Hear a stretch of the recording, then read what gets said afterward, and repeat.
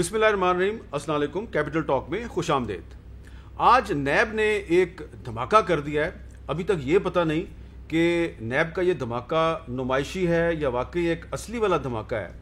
NAB نے 11 اگست کو مریم نواز صاحبہ کو طلب کر لیا ہے اور 12 اگست کو پنجاب کے وزیر اعلیٰ عثمان بزدار کو طلب کر لیا ہے، اور عثمان بزدار پر یہ الزام لگایا گیا کہ انہوں نے شراب کے غلط لائسنس دیے ہیں۔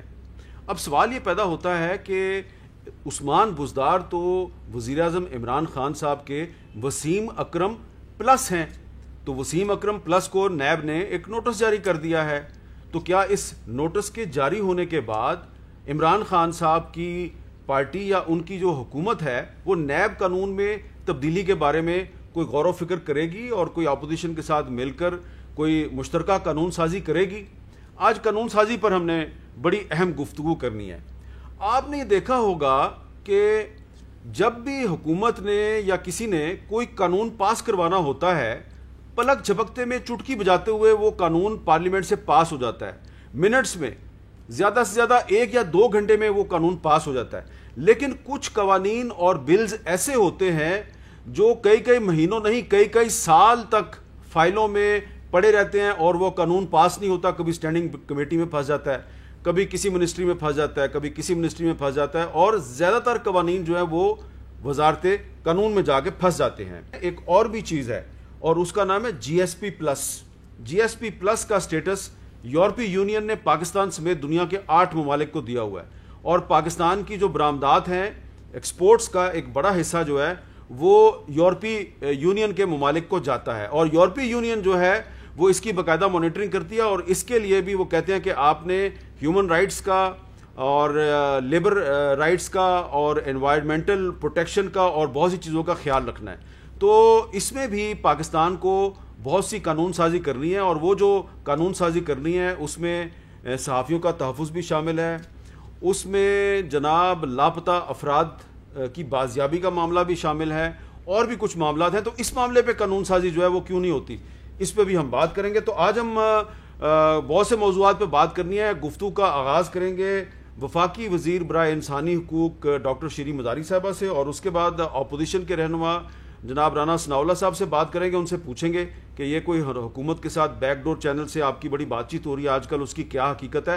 اور آخر میں ایک بہت اہم معاملہ ہے، ایک بیروت میں بہت بڑا دھماکہ ہوا ہے، تو اس دھماکے کا جو مقام ہے وہاں پر ایمنسٹی انٹرنیشنل ساؤتھ ایشیا کے ایک نمائندے ہیں عمر وڑائچ صاحب، وہ موجود ہیں، ان سے بھی بات کریں گے۔ گفتگو کا آغاز کرتے ہیں ڈاکٹر شیریں مداری صاحبہ۔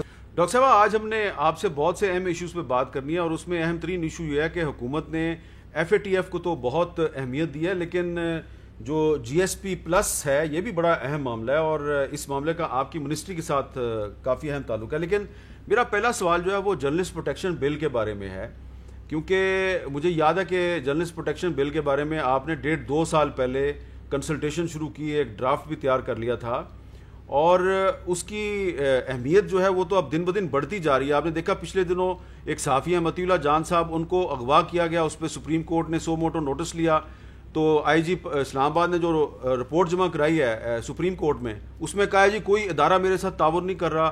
آج سپریم کورٹ نے آئی جی اسلام آباد کی وہ رپورٹ مسترد کر دیا اور مزید 1 مہینہ دے دیا ہے آئی جی اسلام آباد کو۔ اسی طرح آپ جانتی ہیں کہ ایک سندھ کے جرنلسٹ تھے عزیز میمن، ان کو قتل کیا گیا، ابھی تک قاتل نہیں پکڑے گئے۔ اسی طرح کچھ دن پہلے بلوچستان میں انور جان بلوچ ایک صحافی تھے بارکھان میں، ان کو قتل کر دیا گیا۔ تو پاکستان میں صحافیوں کو قتل کرنا، صحافیوں کو اغوا کرنا، ان کو دھمکیاں دینا ایک مذاق سا بن گیا ہے، اور اگر آپ کا جرنلسٹ پروٹیکشن بل جو ہے وہ منظور ہو چکا ہوتا پارلیمنٹ سے تو کچھ نہ کچھ تو بہتری ہوتی۔ وہ آپ کا جرنلسٹ پروٹیکشن بل کدھر گیا؟ جرنلسٹ پروٹیکشن میں تو ایشو نہیں ہے، یہ فردوس عاشق اوان نے انفارچونیٹلی ایک اپنی وہ کیا کہتے ہیں منسٹری کی وہ پوزیشن کے اوپر پتہ نہیں کیوں انہوں نے کہا کہ انہوں نے کیسے انٹروڈیوس کر دیا ہے۔ ہم نے محنت کر کے کنسلٹیشنز کر کے ہم سمجھتے ہیں یہ بھی ہیومن رائٹس کا ایشو ہے، پروٹیکشن آف جرنلسٹ۔ ہم نے بل تیار کر دیا اور اچھا قانون ہے، اس سے پاکستان کی بہتری ہے، تو کیوں نہ ہم اس کو آگے لے کے چلیں۔ کیبنٹ نے کہا لا منسٹری کو کہ آپ یہ دونوں بلز دیکھ لیں منسٹرز کو بٹھا کے، اور پھر آپ ایک فائنل ڈرافٹ بنا لیں۔ اب وہ دن اور آج کا دن میں لا منسٹر صاحب آئی گیس بزی رہے ہیں، بیچ میں استعفیٰ دیا پھر واپس آئے، کہ خدا را اس بل کا سارٹ آؤٹ کریں, یہ نیڈ آف دا آر ہے اور بہت اچھا بل ہے جس پہ کنسنسس ہے. اب میں نے شبلی فراز صاحب سے بھی کہا ہے کہ آپ ہمارا بل پڑھ لیں, میں سمجھتی ہوں ہمارا کمپریہنسو بل ہے, اگر آپ اپنی منسٹری کے بل میں سے کچھ ڈالنا چاہتے ہیں وہ بیٹھ کے ڈسکس کر کے ڈال دیں, بٹ اس کو آگے پروسیس کو چلائیں کیونکہ پارلیمنٹ سے گزارنا بھی بہت لمبا پروسیس ہوتا ہے. تو یہ بیوروکریٹک پروسیجرل فرسٹریشنز ہمیں ہیں سسٹم میں. جب تک آپ پورا سسٹم یہ بیوروکریسی کا نہیں بدلیں گے, جس طریقے سے گورنمنٹ فنکشن کرتی آ رہی ہے پچھلے 30-40 سال سے, یہ سسٹم اب نہیں چل سکتا, بہت ڈیلیز ہوتی ہیں. آپ آگے بات کریں گے باقی بلز کی, وہ بھی میں آپ کو بتاتی جاؤں گی. ڈاکٹر صاحب مجھے یاد پڑتا ہے یہ جو جرنلسٹ پروٹیکشن بل تھا, اس پہ جو کنسلٹیشن ہے وہ تو پی ایف یو جے کی, human rights commission of Pakistan کی, even committee to protect journalist کی, رپورٹر وداؤٹ بارڈرز کی, ان سب کی کنسلٹیشن آپ کی منسٹری کے ساتھ ہوئی تھی, انفارمیشن منسٹری کے ساتھ نہیں ہوئی تھی. تو وہ فردوس عاشق اخوان کا بل کہاں سے آ گیا تھا, اس کا تو پتہ ہی نہیں کسی کو. غالباً یہ کوئی پرانا منسٹری میں بل پڑا ہوا تھا اور یہ پتہ نہیں کدھر سے ایک آ گیا. میں نے خود نہیں دیکھا اس کو, ٹو بی ویری آنیسٹ, ہمیں کسی نے بھی نہیں دیکھا. میں تو اب ریکویسٹ کر چکی ہوں شبلی فراز کو کہ آپ ہمارا بل دیکھ لیں. جیسے آپ نے کہا اس کی ایکسٹینسو کنسلٹیشن ہوئی ہے, یہ بہت ایک سالڈ بل ہے جس میں میڈیا ہاؤسز کے اونرز پہ بھی رسپانسبلٹیز ڈالی گئی ہیں. تو میں سمجھتی ہوں اس بل کو آگے موو کرنا چاہیے, بٹ جیسے آپ کو میں نے بتایا سسٹم ایسا ہے کہ اگر میرے ہاتھ میں ہوتا کہ کیبنٹ نے ان پرنسپل اپروول دے دی ہے, اب میں فوراً جا کے ٹیبل کر دیتی اسمبلی میں کر دیتی, بٹ ہمیں پروسیس سے موو کرنا ہوتا ہے اور یہ بیوروکریٹک پروسیجرز بہت کمبسم ہیں. اب آپ بھی اپیل کریں انفارمیشن منسٹر کو کہ وہ جلد از جلد بیٹھ کے اسٹڈی کر لیں, جو ان کی منسٹری سمجھتی ہے ڈالنی چاہیے چیز وہ ڈال دیں اس میں. ہم ضرور کریں گے appeal information minister Shibli Faraz صاحب کو, لیکن ہم نے یہ دیکھا ہے کہ جو بل حکومت نے منظور کروانا ہوتا ہے وہ تو چٹکی بجاتے میں وہ بل منظور ہو جاتا ہے, اپوزیشن بھی اس کو سپورٹ کرتی ہے. لیکن آپ کے وہ کون سے بل ہیں جو کہ پھنسے ہوئے ہیں اور بقول آپ کے بیوروکریسی نے ہرڈلز کریٹ کی ہوئی ہیں؟ دیکھیں ہمارا کچھ پہلے میں بتا دوں جو بلز ہمارے اسمبلی میں لے ہو کے کمیٹی میں چلے گئے ہیں. ایک تو سینئر سٹیزنز کا بل, ہماری اب کافی مہینے گزر گئے ہیں, بلاول بھٹو زرداری اس کو چیئر کرتے ہیں ہیومن رائٹس کمیٹی کو, ادھر وہ پھنسا ہوا ہے.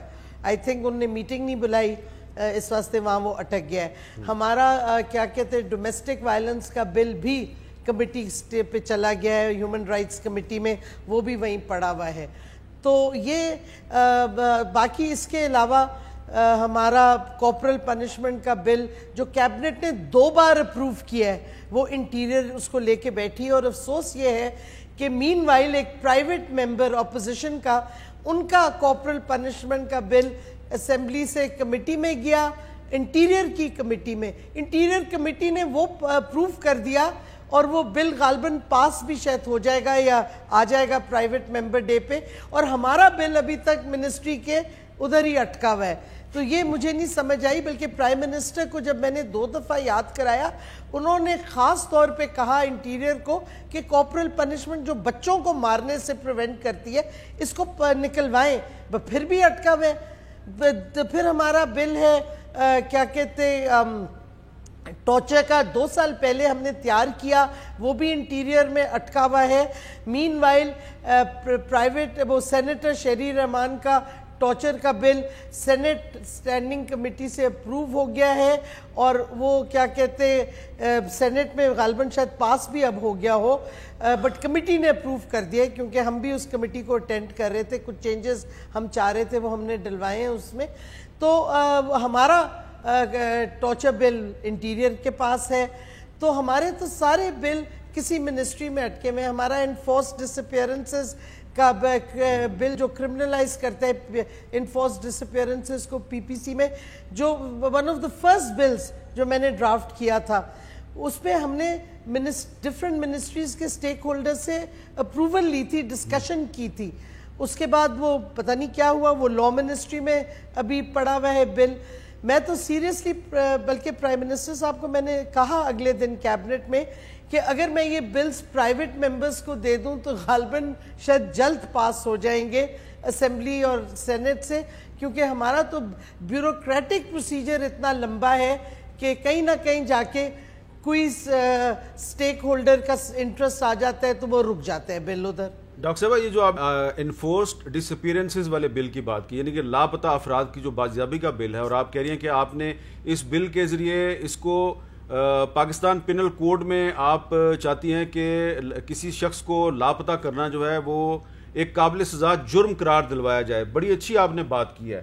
مجھے یاد ہے کہ جب عمران خان صاحب اپوزیشن میں تھے تو وہ بڑی بات کرتے تھے کہ ہم جو لاپتہ افراد ہیں اس کے معاملے کو بالکل ریزالو کریں گے، اور آپ کی ایک اتحادی جماعت تھی BNP مینگل، وہ تو اس ایشو پہ آپ سے علیحدہ بھی ہوگی۔ تو آپ کہہ رہی ہیں کہ آپ نے تو جب منسٹر بنی تھی تو فوراً بعد ہی اس معاملے پر آپ نے بل بنا کے بھیج دیا تھا اور وہ کہیں پھنسا ہوا ہے، تو یہ کیا بیڈ گورننس ہے یا یہ بیوروکریسی جو ہے اس کی ذمہ دار ہے یا کوئی اور معاملہ ہے؟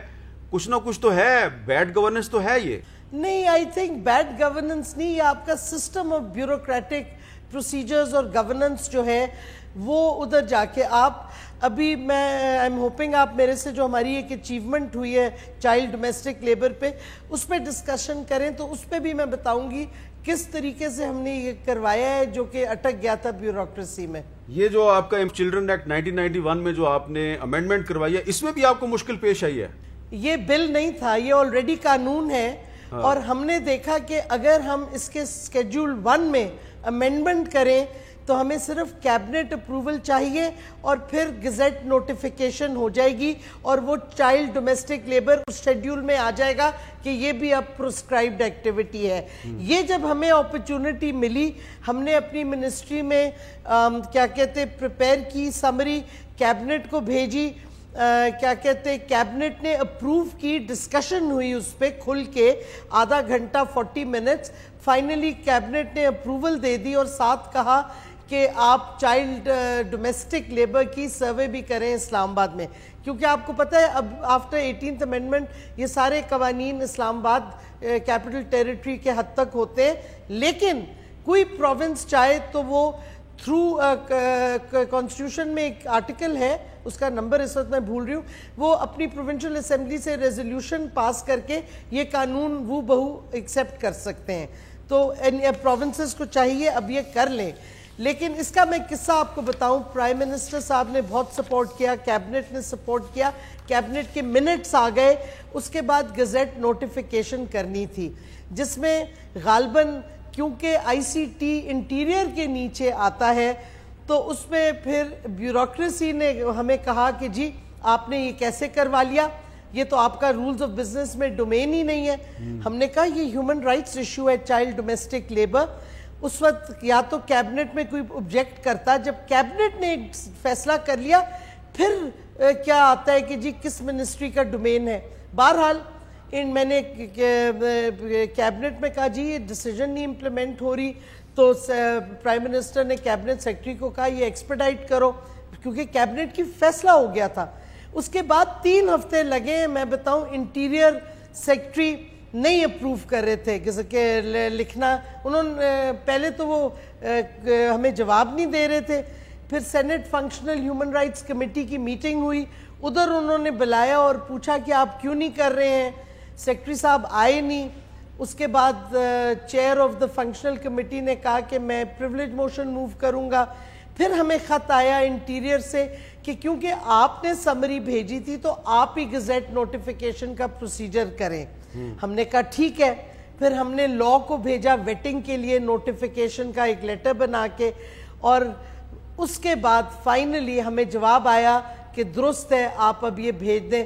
ہم نے پھر یہ پرنٹنگ پریس آف پاکستان کو بھیجا عید سے ایک دن پہلے، پھر عید کی چھٹیاں جب ختم ہوئیں تو پتہ چلا کہ پرنٹنگ پریس ابھی بند ہے، پھر ٹیوزڈے کو کھلی اور میں نے اپنے ڈی جی کو کہا کہ ان کو کہو منسٹر صاحبہ کہہ رہی ہیں یہ فوری طور پہ گزٹ نوٹیفیکیشن ہونی چاہیے۔ 2-3 کالز ایک دن میں جب گئیں تو آئی مسٹ سے پرنٹنگ پریس نے یہ نوٹیفیکیشن کر دی۔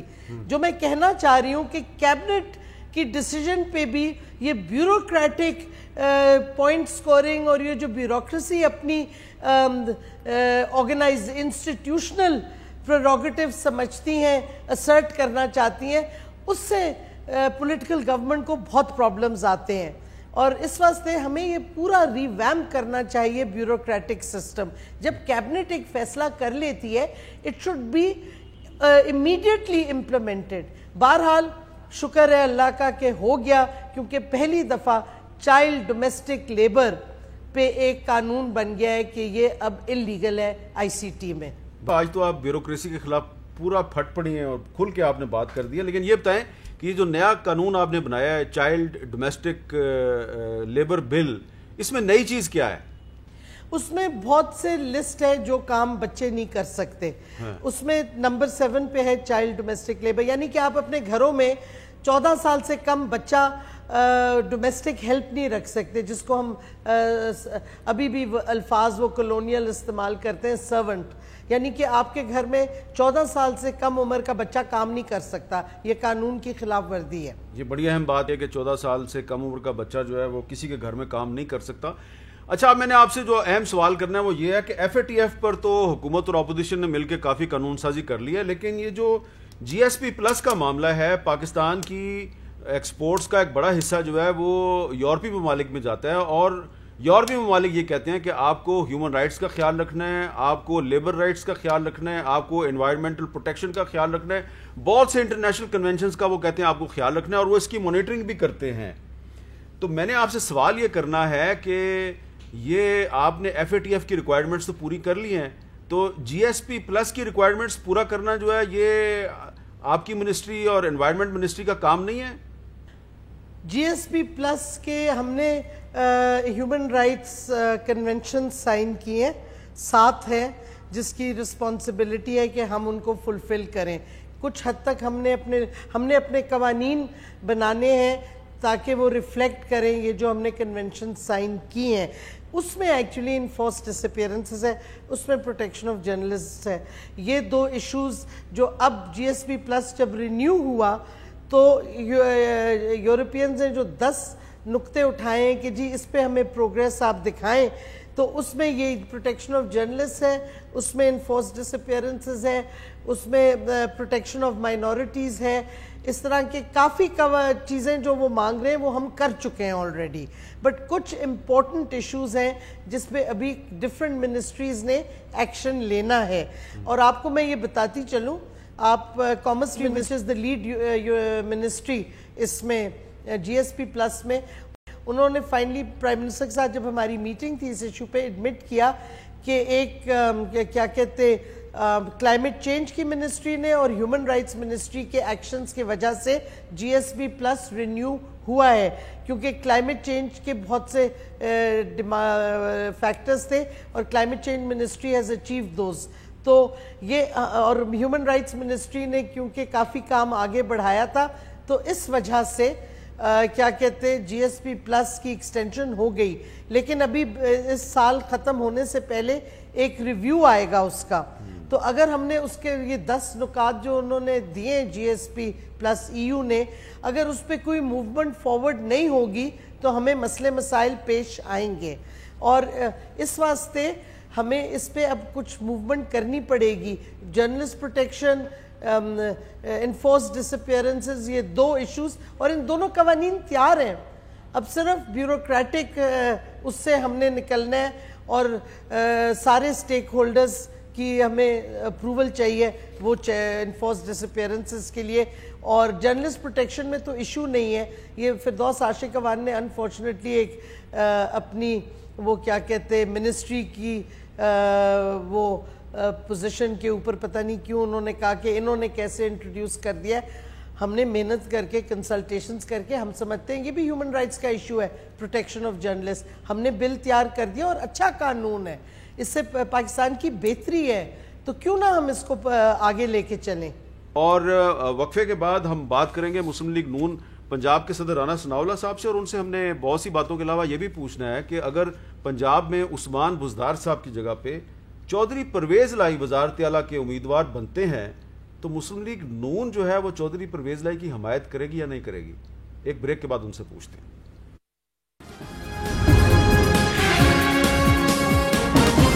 اب ہم بات کریں گے مسلم لیگ نون پنجاب کے صدر رکن قومی اسمبلی رانا ثناءاللہ صاحب سے۔ رانا صاحب بہت شکریہ، آپ نے ہمیں وقت دیا۔ آج آپ سے ہم نے کچھ اہم باتیں کرنی ہیں۔ یہ بتائیں کہ یہ پارلیمنٹ کا جو مشترکہ اجلاس ہے اس میں بھی کچھ اہم قوانین جو ہیں وہ پاس ہونے ہیں۔ اس سے پہلے بھی ہم نے دیکھا پچھلے ہفتے بھی کچھ قوانین چٹکی بجاتے میں پاس ہو جاتے ہیں، لیکن ڈاکٹر شیرین مداری صاحبہ جو ہیں وہ ہمیں ابھی بتا رہی تھیں کہ ان کے بہت سے جو قوانین ہیں وہ مختلف منسٹریوں میں پھنسے ہوئے ہیں، بیوروکریسی قوانین پاس نہیں ہونے دیتی۔ معاملہ یہ ہے کہ گورنمنٹ کی پرائیورٹی کیا ہے۔ جب گورنمنٹ کی پرائیورٹی ہوتی ہے تو جس طرح سے اب یہ جو بل پیش ہوئے ہیں آنن فانن، یا جس طرح سے یہ بل آج پیش ہونا ہے لیگل میوچل اسسٹنس، تو یہاں پہ گورنمنٹ کی پرائیورٹی ہے، گورنمنٹ کی ضرورت ہے، تو یہ تو کسی جگہ پہ کوئی رکاوٹ نہیں تو اس میں تو پڑی، بلکہ تمام رکاوٹیں جو ہیں وہ اپوزیشن کا بھی بیک ڈور چینل سے رابطہ ہوتا ہے اور معاملہ ٹھیک ہو جاتے ہیں۔ بیک ڈور چینل سے معاملے سے مراد یہ ہے کہ اسپیکر صاحب جو ہے وہ ہر وقت ہمارے ساتھ یعنی فرنٹ ڈور اور بیک ڈور رابطے میں رہتے ہیں، لیکن جب پھر ان کو ضرورت ہوتی ہے تو وہ پھر میٹنگ اپنے آفس میں کر لیتے ہیں، اگر بیک ڈور کرنی ہو تو پھر اپنے گھر کر لیتے ہیں۔ ہاں، جیسا کہ کل رات کو ہوئی تو بالکل ہوئی، بالکل ہوئی، آپ بھی تھے۔ دیکھیں اس میں معاملہ یہ ہے کہ انہوں نے پہلے بھی ایسے کیا کہ جو بلز پہلے قومی اسمبلی میں پیش ہوئے انہوں نے ہماری امینڈمنٹس کو نہیں لیا اور پاس کر دیا۔ اس کے بعد جب وہ سینٹ میں گئے تو وہاں پہ کیونکہ ہماری اکثریت سے وہاں پہ وہ اٹک گئے، پھر وہاں سے پھر امینڈمنٹس انہوں نے جو ہے وہ ان کو ایکسیپٹ کیا، پھر امینڈڈ بل جو ہے وہ پاس ہوا۔ پھر جب امینڈڈ بل پاس ہو تو اس کی پھر کنڈیشن یہ ہے کہ وہ دوبارہ قومی اسمبلی سے پاس ہو۔ پھر انہوں نے ایک دن پہلے قومی اسمبلی کا اجلاس جو ہے وہ پروروگ کیا تھا، دوبارہ جو ہے نوٹس فار ٹو ڈے۔ میرا خیال ہے کہ پچھلی 70 سالہ یا 72 سالہ جو پارلیمانی ہماری تاریخ ہے اس میں یہ فرسٹ ٹائم ہوا ہوگا کہ نوٹس فار ٹو ڈے ہوا ہے، ورنہ اگر پارلیمنٹ کا قومی اسمبلی کا اجلاس اگر بہت جلدی بھی بلایا گیا تو ایک دن پہلے بلایا گیا، تو پھر نوٹس فار ٹو ڈے کر کے انہوں نے قومی اسمبلی کا اجلاس بلایا اور بلا کے تو اس میں جو ہے اسے پاس کرایا۔ اب بھی جو ہے یہ میوچل لیگل اسسٹنس والا بل، ان کا شاید یہ خیال تھا کہ اس کو اسی طرح سے یہ پاس کھائیں گے، لیکن بہرحال ہماری امینڈمنٹس تھیں۔ کل پھر انہوں نے ہمارے ساتھ بیٹھ کے میٹنگ کی ہے اور ان امینڈمنٹس کے اوپر ان کے ساتھ ڈسکشن ہوئی ہے اور وہ ساری جائز امینڈمنٹس تھیں، لیگل تھی۔ کیا یہ درست ہے کہ اس کو انہوں نے ایکسیپٹ کیا؟ کیا یہ درست ہے کہ بیرسٹر شہزاد اکبر صاحب رزسٹ کرتے رہے لیکن آخرکار آپ کی مانی گئی؟ بہرحال وہ تو ہر معاملے میں رجسٹ کرتے ہیں، نیب کے معاملے میں بھی ساری رجسٹنس انہی کی طرف سے تھی، تو فروغ نسیم کا صاحب کا سٹانس اس وقت بھی بڑا لیگل تھا۔ کل رات بھی جو ہے وہ ساری گفتگو جو ہے اس میں 2-3 جگہ پہ ان کی ریزرویشنز تھیں، لیکن بہرحال جب معاملے کو یعنی تھریڈ بیئر ڈسکس کیا گیا تو اس کے بعد پھر کل رات کی جو میٹنگ تھی اس میں فروغ نسیم صاحب کا کردار مثبت تھا۔ مثبت سے مراد یہ ہے کہ یعنی لا فہمی کے حوالے سے جو ہے وہ میں سمجھتا ہوں کہ ان کی گفتگو جو ہے جب نیب کے اوپر بات ہو رہی تھی تو اس وقت بھی انہوں نے یعنی کم از کم 7-8 جگہوں پہ انہوں نے ایکسیپٹ کیا تھا کہ یہ واقعی غلط ہے اور یہ جو ہے یہ ہونا چاہیے، لیکن پھر بعد میں ہوا تو نہیں ہے۔ اچھا، اب یہ بتائیں کہ اب مریم نواز صاحبہ کو بلایا گیا ہے نیب کی طرف سے 11 اگست کو، اور 12 اگست کو وزیر اعلیٰ پنجاب عثمان بزدار کو بھی بلا لیا گیا ہے اور ان پر الزام یہ لگایا کہ انہوں نے شراب کے غلط لائسنس دیے ہیں۔ تو اب اگر چیف منسٹر پنجاب جن کو عمران خان صاحب اپنا وسیم اکرم پلس کہتے ہیں اس کو بھی بلا لیا، تو آپ کو لگتا ہے کہ اب حکومت نیب کے قانون میں کچھ تبدیلی کے لیے آمادہ ہو جائے گی؟ نہیں، یہ اسٹریٹجی ہے۔ ہاں بالکل، یعنی اگر عثمان بزدار صاحب کو بلانا ہے تو ان کو بلانے کے لیے تو بہت ساری چیزیں ہیں جو ساری دنیا کو نظر آ رہی ہیں کہ ان چیزوں میں ان کو بلایا جا سکتا ہے اور نیب کو اس کے اوپر ایکشن لینا چاہیے، لیکن یہ صرف بلانا مقصود تھا مریم نواز صاحبہ کو، اور ساتھ ہی اس کو بھی جو ہے نا وہ نوٹس کر دیا ہے تاکہ یہ ایسا لگے کہ جی نیب تو بڑا انڈیپینڈنٹ ہے اور بڑا صحیح کام کر رہا ہے۔ یہ دیکھیں نا جی، اگر انہوں نے مریم نواز کو صاحبہ کو نوٹس دیا ہے تو انہوں نے دیکھا نا ساتھ انہوں نے عثمان بزدار صاحب کو بھی بلا لیا ہے۔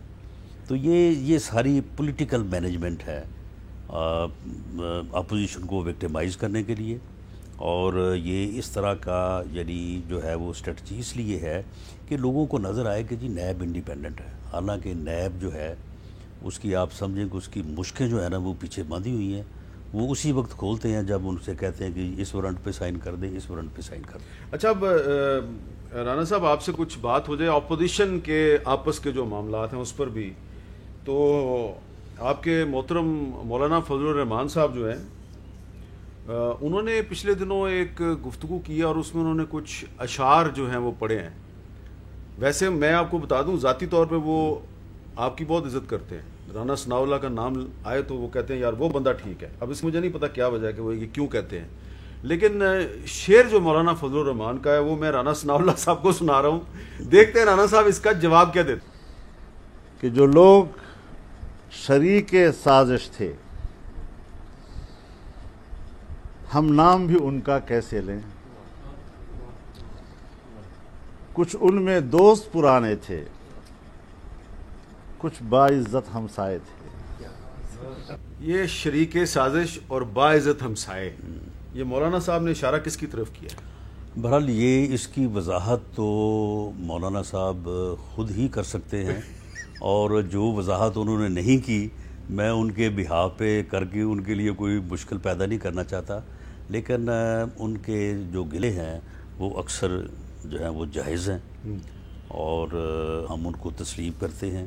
اور اب اس معاملے میں بھی یہ دیکھیں کہ جو یہ لیجسلیشن کے اوپر جو ڈسکشن ہوئی ہے، جو باہمی گفتگو ہوئی ہے، اس میں بھی JUIF کو جو ہے وہ باوجود جو ہے وہ شامل نہیں کیا گیا، تو اس کے اوپر ان کا گلہ کل انہوں نے ہمارے ساتھ کیا، بالکل ہم نے معذرت بھی کی ہے، آج فاروق نائک صاحب نے بھی معذرت کی ہے، اور ہم نے ان کو یقین دلایا ہے کہ آئندہ جو بھی پروسیس ہوگا ہم شروع دن سے فاروق نائک آپ کو صاحب نے ساتھ جو ہے وہ لیں گے۔ فاروق نائک صاحب نے فون کر کے معذرت کی ہے؟ نہیں، آج ہماری میٹنگ تھی، ہم اکٹھے بیٹھے تھے مولانا فضل الرحمان کے تو نہیں، وہ وہاں پہ مولانا اسد الرحمان اچھا، صاحب تھے مولانا اسد اور مولانا عطاء الرحمان صاحب، تو ان کا وفد تھا پورا، وہ اپنا ان کی محترمہ جو ہے شاہدہ صاحبہ وہ بھی تھی، تو انہوں نے گلہ یہی کیا کہ جی آپ جب لیجسلیشن جو ہے وہ اس کے اوپر آپ ڈسکشن کر کے کوئی سی ایگریمنٹ پہ پہنچ جاتے ہیں، معاملہ اس کے بعد ہمیں بلا کے آپ کہتے ہیں کہ جی یہ ہو گیا ہے تو اب ہمارے ساتھ چلیں۔ معاملہ ریزالو ہو گیا؟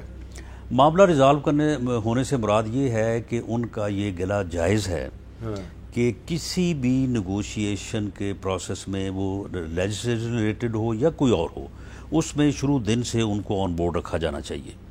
اس بارے میں میاں نواز شریف صاحب کا بھی بڑا واضح جو ہے وہ ان کی بھی خواہش ہے، تو آج ان سے یہی بات ہوئی ہے کہ جی آئندہ انشاءاللہ تعالیٰ جو ہے وہ آپ کا گلہ جو ہے وہ ہم اسے نہیں پیدا ہونے دیں گے اور اس کا چلیں، یہ خیال تو تھا رکھیں نا گے۔ مولانا فضل الرحمان صاحب کا ایک شعر تھا۔ آج وفاقی وزیر ریلوے شیخ رشید صاحب نے بھی کچھ گفتگو کی ہے، تو شاید رانا صاحب کو اچھا نہ لگے، لیکن میں چاہتا ہوں کہ رانا صاحب وہ بھی سن لیں کہ انہوں نے کیا کہا۔ شہباز شریف کو تویز دھاگے کا کام کرنا چاہیے، اور کوئی تعویذ شویز کرے اس کا، اور اس کا اور حمزہ کے کیس سب سے زیادہ سیریس ہیں، منی لانڈرنگ والے، اس پہ وٹنسز بھی سخت ہیں، اور آصف زرداری کو تو کوئی فکر نہیں ہے، اس نے PhD کرائم میں کی ہوئی ہے، وہ کیا ہوتا ہے کرمنل پروسیجر، ذرا پارلیمانی زبان استعمال کروں، آصف زرداری نے کرمنل پروسیجر میں PhD کی ہوئی ہے، اس کے پاس وکیل ہے، وہ لمبی ڈالتا جاتا ہے، اور بیٹا اس نے پریس کانفرنسوں کے لیے رکھا ہے۔ عملی طور پہ تو APC اگر 15 تاریخ تک نہ ہوئی تو پھر تو محرم شروع ہو جائے گا۔ جی رانا صاحب، یہ بڑی اہم بات ہے کہ APC جو ہے اگر 15 اگست تک نہیں ہوتی پھر تو محرم شروع ہو جائے گا، تو APC کا مستقبل ڈاواں ڈول تو نہیں ہو گیا؟ نہیں، APC کا مستقبل بالکل ڈاواں ڈول نہیں ہے۔ APC کی جو سربراہ میٹنگ ہے وہ بڑی کنکلوسیو ہوگی، اور اس کے لیے جو پہلے رہبر کمیٹی یا جو ایک فارمل انفارمل کہہ لیں کمیٹی جو ہے وہ تشکیل پائی ہے، تو وہ اس کے اوپر جو ہے وہ ڈائلاگ کر کے تو کچھ نتائج پہ پہنچے گی، تاکہ وہ پھر چیزیں جو ہیں وہ سربراہ کمیٹی کے اندر جو ہے وہ رکھی جائیں، اور اس کے اوپر جو ہے وہ پھر جو ہے وہ فیصلے کیے جائیں۔ جہاں تک شیخ رشید صاحب کا تعلق ہے، یہ ماسوائے میڈیا فرینڈلی گفتگو کرنے کے اور ان کے پاس کچھ نہیں ہوتا، یہ ایسا یعنی بے تکا جھوٹ بولتے ہیں، اور صرف اپنے آپ کو ریلیونٹ رکھنے کے لیے کبھی گیٹ نمبر 4 کی پیداوار بن جاتے ہیں۔ آپ کو علم ہوگا کہ ایک دفعہ یہ کراچی میں پریس کانفرنس کر رہے تھے، تو وہیں پہ کسی نے ان کو کہا کہ مریم نواز صاحبہ سے جو ہے نا وہ ان کا فون جو ہے نا وہ جیل میں پکڑا گیا. تو انہوں نے کہا ہاں وہ دراصل اس فون سے بہت بڑی بڑی انفارمیشنز ملی ہیں, وہ یہ ہے وہ ہے, یعنی یہ ثابت کرنے کے میں بڑا ریلیونٹ آدمی ہوں اور میں جو کنسرنڈ کوارٹرز ہیں بس ان کی اور میری ایک ہی بات ہے. جس طرح سے کبھی کبھی کہتے ہیں کہ جی میری ایک پارٹی ہے, فلاں بھی میری پارٹی سے ہے, فلاں بھی میری پارٹی سے ہے. اسی دن شام کو تردید آ گئی آئی جی پریزن کی کہ ایسا کوئی واقع ہوا ہی نہیں اور ایسا کوئی واقع ہوا بھی نہیں تھا. تو یہ ان کی انفارمیشن ہوتی ہے. بس یہ ہے کہ وہ گفتگو ایسی کرنے کا کہ جس کے اوپر میڈیا جو ہے وہ ان کی بریکنگ اور ہیڈ لائن چلائے, اس کے وہ ماہر ہیں. اچھا اب آخر میں یہ بتائیں رانا صاحب کہ ایک بڑی بحث چل رہی ہے کہ مسلم لیگ کاف جو ہے وہ یہ کہتی ہے جی کہ اگر پنجاب میں عثمان بزدار صاحب کو ہٹایا جاتا ہے تو پھر وزارت اعلیٰ کے امیدوار پرویز الہی صاحب ہونے ہیں. تو اگر فرض کریں پرویز الہی صاحب امیدوار بنتے ہیں وزارت اعلیٰ کے, تو آپ کا اس کے بارے میں کیا خیال ہوگا؟ دیکھیں مرکز میں ہو یا صوبے میں, ہم ان ہاؤس چینج کو روکیں گے نہیں. اگر ہو رہی ہے تو ہم اس کو روکیں گے نہیں, لیکن ہم اس کا حصہ نہیں بنیں گے. حصہ سے مراد یہ ہے کہ اس ان ہاؤس چینج کے نتیجے میں ہم کچھ حاصل کریں یا ہم اس ارینجمنٹ کا حصہ بنیں, ہم یہ نہیں بنیں. لیکن ان ہاؤس چینج میں جو ووٹنگ ہوگی اس میں بھی حصہ نہیں لیں گے آپ؟ نہیں, وہ تو ہم حصہ لیں گے اور جو ان ہاؤس چینج ہے اس کو بالکل نہیں روکیں گے. لیکن اس کے نتیجے میں کوئی یہ کہے کہ جو اس ان ہاؤس چینج کو لا کے تو ہم پھر کچھ خود حاصل کرنا چاہتے ہیں, ایسا نہیں ہے. ہمارا ایک ہی جو ہے وہ سیاسی جو ہے وہ نقطہ نظر ہے یا ہمارا اس میں جو اسیسمنٹ ہے کہ مڈ ٹرم الیکشن ہی اس موجودہ صورتحال. تو اس کا مطلب یہ ہے کہ اگر پرویز الہی صاحب امیدوار بنتے ہیں تو اپوزیشن کی طرف سے ان کے مقابلے پہ اپنا امیدوار کھڑا نہیں کیا جائے گا؟ یہ بالکل ہو سکتا ہے, لیکن بہرحال کیونکہ یہ فیصلہ پارٹی نے کرنا ہے اس لیے انڈیویجولی میں کوئی اس کے اوپر رائے دے سکتا ہوں. فیصلہ جو ہے وہ پارٹی ہی کرے گی. لیکن آپ کی رائے؟ میرا خیال ہے کہ نہیں کرنا چاہیے.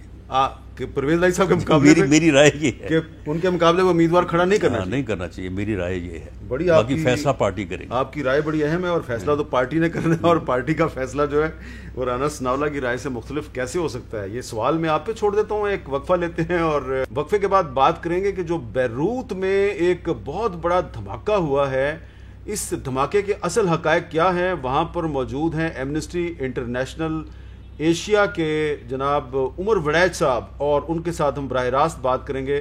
وقفے کے بعد دوبارہ ملتے ہیں.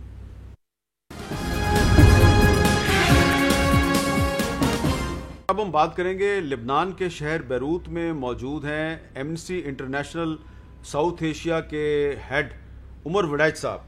عمر وڑیچ صاحب, جب پرسوں دھماکہ ہوا بیروت میں تو آپ وہیں پر موجود تھے, تو یہ بتائیں کہ اب وہاں پہ کیا صورتحال ہے اور آپ نے کیسے سروائیو کیا؟ مہربانی, وعلیکم السلام میر صاحب. یہاں پہ تو ایک مطلب آپ میں سوچ نہیں سکتا کتنی خوفناک صورتحال تھی پرسوں شام جب یہ دھماکے ہوئے. دو بڑے دھماکے ہوئے. پہلے ایسا محسوس ہوا جیسے کوئی فائٹر جیٹ جو ہے بڑی ایک انتہا اسپیڈ سے ساؤنڈ بیریئر توڑ رہا ہے, اور دوسرا تو ایسے جیسے تزیں بمباری ہو رہی تھی اوپر سے. تو میں تو بڑی مشکل سے, اللہ کا شکر ہے کیسے بس اللہ پہ ہے, سارے شیشے جدھر میں تھا ٹوٹ گئے, دروازے کھول کے ہر قسم کی تباہی تھی. گئے تو دیکھے جو ساتھ والے منظروں پہ لوگ تھے, خون بہ رہا تھا ان کے سروں سے, ان کے بازوں سے, ان کی ٹانگوں سے, باہر تو ہر جگہ جدھر بھی بندہ دیکھ کے تباہی ہے. اس وقت تو پتہ بھی نہیں تھا کہ ہوا کیا ہے, سمجھدار تک. تو آپ کو پتا چلا ہے, آپ کو پتا چلا ہے کہ ایکچولی ہوا کیا ہے, یہ کیا چیز تھی جس میں دھماکہ ہوا ہے؟ میر صاحب یہاں شپ کوئی کھڑی تھی اور اس کا پھر ایک کنٹینر تھا جس اندر 2700 ٹن سے زیادہ امونیم نائٹریٹ تھا. امونیم نائٹریٹ ایک چیز ہے جس سے ایکسپلوژن, وہ بڑا کمبسٹیبل ہے, بام بنتے ہیں اس کے اوپر, وہ فرٹیلائزر کے استعمال ہوتا ہے. کہ جی وہ اتنے سالوں سے ادھر موجود تھا. ایک شپ تھی وہ ادھر ڈاک ہوئی تھی, کنٹینر میں یہ سامان ڈالا گیا تھا, اور بار بار فرق جو ہے آفیشلز کہہ رہے ہیں کہ جی ہم نے تو کہا تھا اس کو ہٹائیں, کوئی کسی وزیر نے نہیں سنا, فلانا اپنی صفائی دے رہا ہے, کوئی کہہ رہا ہے کہ جوڈیشل اتھارٹیز نے. بھی بڑی ضرورت پڑی تھی کہ ایک انویسٹیگیشن ہوئے, اور مطلب میرا جو ادارہ انٹرنیشنل, ہم تو کہہ رہے ہیں کہ کوئی ایک انٹرنیشنل اور انڈیپینڈنٹ انویسٹیگیشن ہوئے, کیونکہ یہاں پہ کسی کا بھروسہ نہیں ہے کسی کو حکومت پہ کہ وہ خود اپنی تحقیق کر سکیں کسی مضبوط طریقے سے. بہت بہت شکریہ عمر وڑائی صاحب, ہم سے بیروت سے بات کر رہے تھے. آپ نے عمر وڑائی صاحب کی گفتگو سنی, اور وہ کہہ رہے ہیں کہ امونیم نائٹریٹ کا پاسبلی دھماکہ ہوا ہے وہاں پہ. تو اللہ تعالیٰ جو بیروت کے لوگ ہیں ان کو اس طرح کی آفات سے محفوظ رکھے, اور آپ سب کو بھی آنے والے بارشوں سے محفوظ رکھے. اللہ کرے یہ بارش جو ہے یہ ہمارے لیے رحمت ثابت ہو, زحمت ثابت نہ ہو. اجازت دیجیے, اللہ حافظ.